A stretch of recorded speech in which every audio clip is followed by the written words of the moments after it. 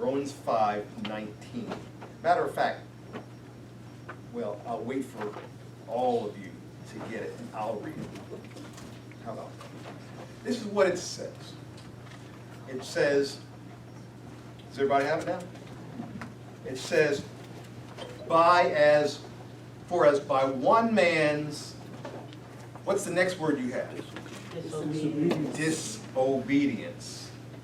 Many were made sinners. So also by one man's obedience, many will be made righteous. I believe what was lost was obedience. Obedience.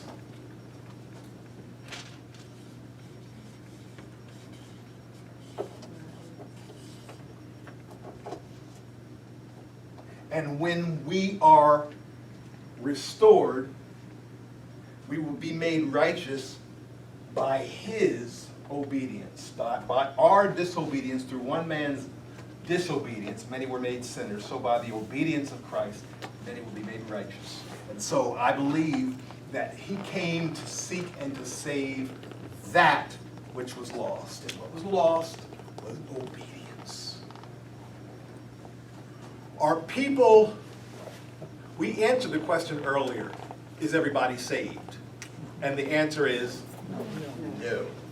Okay. Let me ask a question. For those who are saved, is everybody that's saved obedient? No. No. Good. So if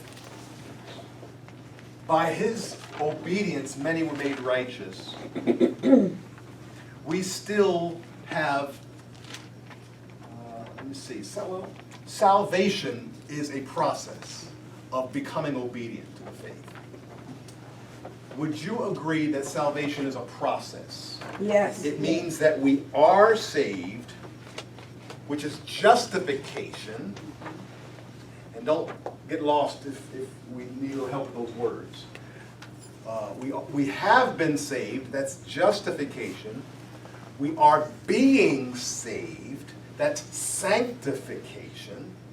And we ultimately will be saved, that's glorification. So justification, that's past. Sanctification,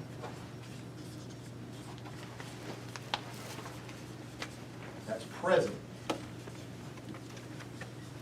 And glorification, you have another one? Thank you.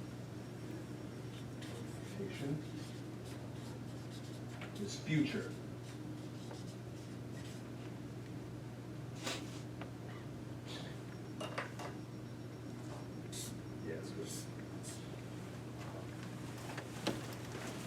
The Father loves the Son, and the Father gave the Son a love gift, as it were, a bride.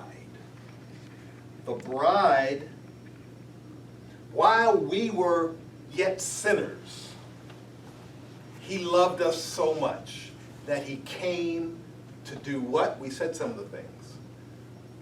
Well, I'll say what in this case, this context. He came to die. He came to die, right? He came to die so that he could redeem his bride. He loves us. I don't think we can ever fathom how much he loves us. And one of the greatest revelations that we could ever have is the love of God. That's why Jude says to keep ourselves in the love of God.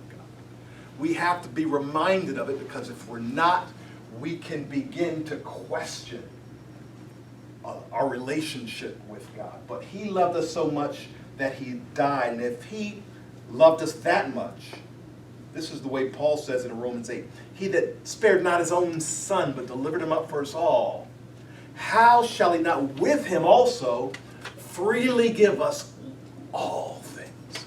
If he loved you enough to die, don't you think he'll help you pay your mortgage? Amen. That's the kind of thing I'm saying.